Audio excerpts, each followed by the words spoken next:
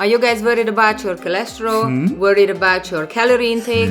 You wanna have your cake and eat it too? Because I do. Good news, you can substitute this guy, with this guy. So this is a 1-to-1 substitution. Basically, you whip up an avocado, you take any cake recipe you want to make, you substitute the butter for an avocado the same way, follow the instructions, bake your cake, and you got a phenomenal result. You get the same texture, the same flavor, everything. This morning I got up very early and I baked the cake, just took any cake recipe I wanted to make. I substituted the butter for some whipped avocado.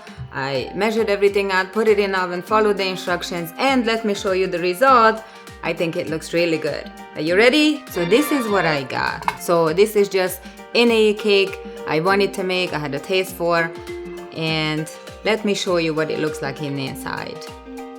Okay, so let's check out this slice. And as you guys can see, the texture, the crumb is just like any cake made with butter. It's very fluffy, it's wonderful, it looks really good.